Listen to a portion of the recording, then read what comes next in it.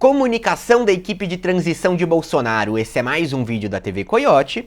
E lembra que você pode receber as notificações dos vídeos do canal diretamente no seu WhatsApp. São 2 passos, leva 10 segundos.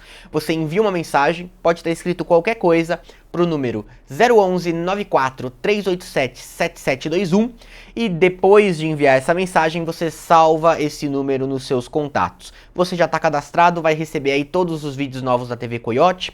Eu não estava conseguindo atualizar, mandar todos os vídeos porque eu faço sozinho tudo, fica meio complicado. E agora eu também estou enviando não só todos os vídeos, como algumas notícias do site. Estou colocando aí nos eixos esse serviço de entrega de mensagem.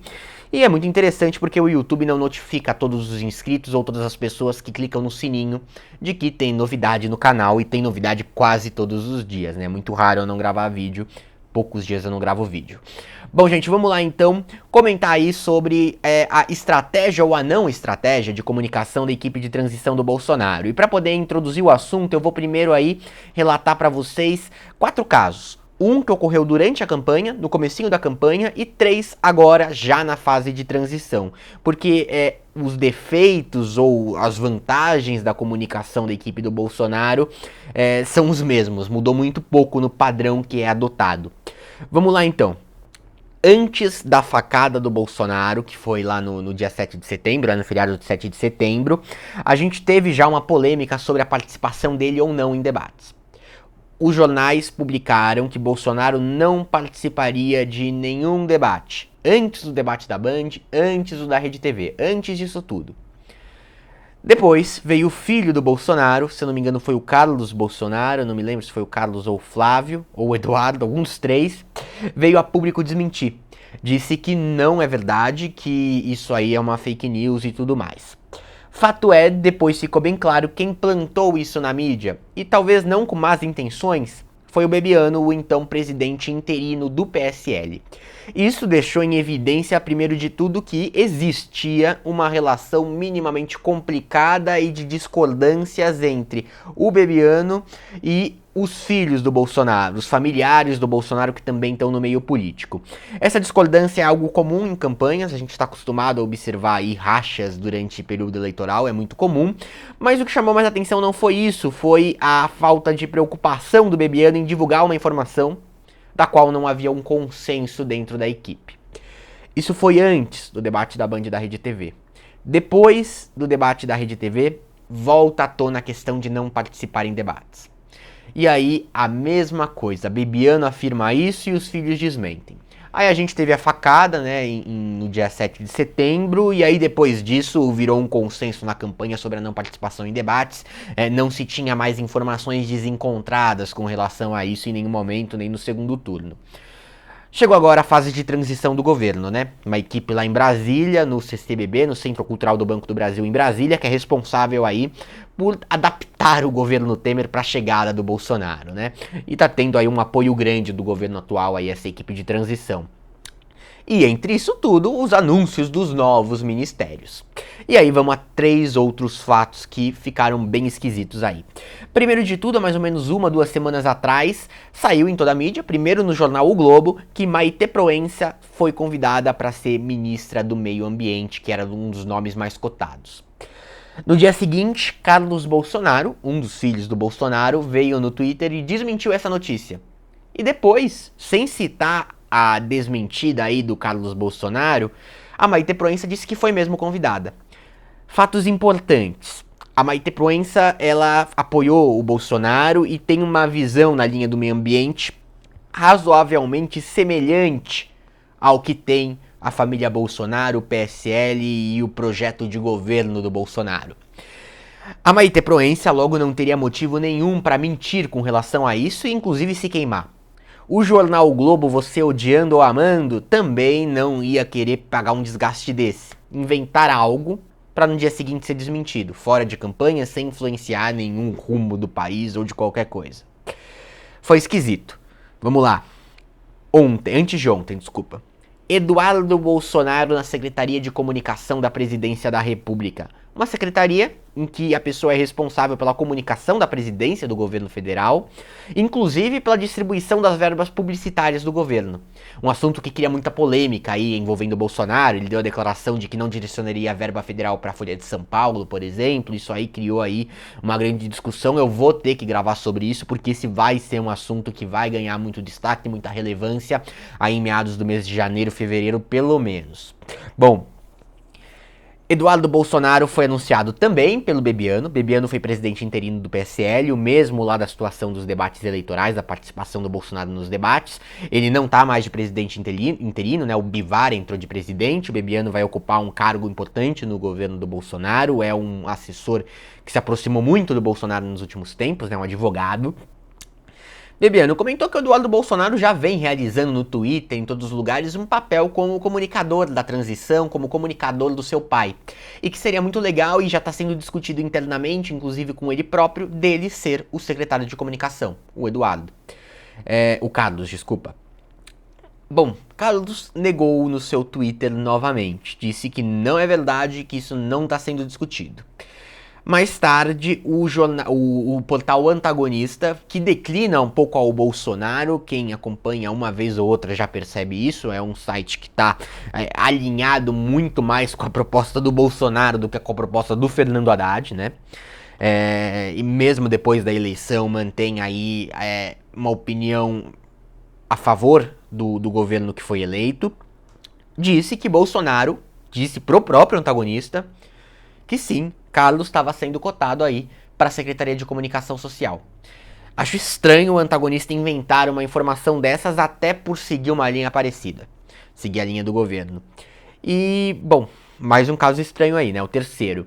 E o mais recente e o mais estrondoso de todos. Mozar Neves na educação. Todos os jornais, Estadão, Folha de São Paulo, Globo, toda a grande mídia, mídia tradicional, anunciou que Bolsonaro decidiu ser o ministro da Educação e que ele já aceitou o cargo. Tá definido. Mozar Neves, do Instituto Ayrton Senna. Bom, as discussões do Instituto Ayrton Senna, os debates entre o Instituto e a cúpula de transição do governo Bolsonaro, elas estão muito estreitas já nos últimos dias, né? Viviane Senna aí conversando bastante com a equipe, inclusive com a bancada do Congresso e tudo mais. Então já se cotava aí algo semelhante, já que o Instituto tem um foco aí na área de educação. Esse anúncio, quando ele saiu na mídia, não se colocou aí qual seria a fonte, qual seria a pessoa que colocou a informação como concreta. E agora a gente teve, no fim da noite de ontem, uma surpresa. Foi anunciado pelo Bolsonaro que não existe convite pro Mozar Neves ser ministro da Educação. E o próprio Instituto Ayrton Senna desmentiu em nota pública, dizendo que esse convite nunca existiu. Então é impressionante, porque, novamente, odiando ou não os meios de mídia da grande imprensa, não é inteligente, não é estratégico plantar uma notícia como essa, para depois ser desmentido logo em seguida e perder aí um grau de credibilidade. Uma notícia aí, Mozar Neves não tem aí qualquer acusação, não tem nada que possa prejudicar aí a base de apoio do Bolsonaro na população. A única coisa que ele tem é que ele não agradou muito, porque a própria bancada do Congresso acreditou nessa notícia. A bancada evangélica não gostou muito da indicação dele. A gente teve aí um desagrado. De qualquer forma, a bancada ficou de um pé atrás com o Bolsonaro por 5 horas e depois soube que a notícia não é verdade. E aí enterra tudo, não cria nenhuma interferência nesse processo de transição, não cria nenhuma interferência no apoio do novo governo. Muito esquisito. Os jornais não se arriscariam a publicar essa notícia sem ter uma fonte interna confiável. E principalmente não só uma fonte, mais de uma. Vários jornais diferentes. Muito esquisito. São fatos, gente, esquisitos e que a gente não tem uma explicação clara. Temos algumas coisas que a gente sabe, tá? Bebiano com opiniões discordantes dos filhos de Bolsonaro. Então eu separei motivos prováveis pra gente ter essas questões de comunicação, que eu considero falta de comunicação, né? Uma não estratégia de comunicação. Bom, vamos lá. O Bolsonaro é o primeiro presidente eleito, até por uma possibilidade técnica, né? A internet não existia há um tempo atrás, que aposta numa comunicação completamente descentralizada e só nas redes sociais. Você não vê aí organização como teve com o Sérgio Moro, uma coletiva de imprensa anunciando aí, respondendo perguntas. Você não tem isso com o Bolsonaro. Nada, nada, nem durante a campanha, nem agora. E provavelmente não vai ter com muita intensidade durante o governo. Você tem lives diárias praticamente nas redes sociais dele, e não só na dele, como no núcleo que está no entorno dele, né? Os seus filhos, a cúpula do PSL e tudo mais. Isso é novo. Isso muda a dinâmica de comunicação e isso muda a forma como os grandes jornais vão ter que trabalhar essa questão. Inclusive a própria TV Coyote, que publicou a notícia do Mozar Neves na educação, não é uma notícia que eu tinha escrito, é uma notícia aí de agência de notícia, que eu contratei. E porque eu não dou conta de escrever tudo, né, sozinho, só publicar já dá um trabalho, reler, checar os fatos das notícias já dá um trabalho enorme. Vou colocar uma errata no site, inclusive, com relação a isso. Tem que rever aí como que vão poder levar um anúncio como oficial ou não. Essa forma de centralizada postando em redes sociais criou um grande problema. Você tem o Carlos Bolsonaro falando uma coisa e o Bebiano falando outra. Você não tem alguém que centrado em repassar tudo. Nem a própria figura do Bolsonaro, nem as outras. Ou seja, não tem um porta-voz. A transição de governo e a própria campanha não tiveram porta-voz. Não tiveram uma pessoa que ficou responsável por fazer os anúncios oficiais. Com o Bolsonaro anunciando muito pouca coisa, boa parte dos anúncios não são feitos por ele. Você acaba tendo aí toda essa questão, você acaba não sabendo em quem acreditar. Segunda coisa, as opiniões antagônicas dentro da campanha, e tem casos claros, por exemplo, as duas figuras mais fortes do PSL em São Paulo, a deputada federal eleita Joyce Hasselmann e o Major Olímpio, eleito senador. Os dois são as grandes figuras do PSL.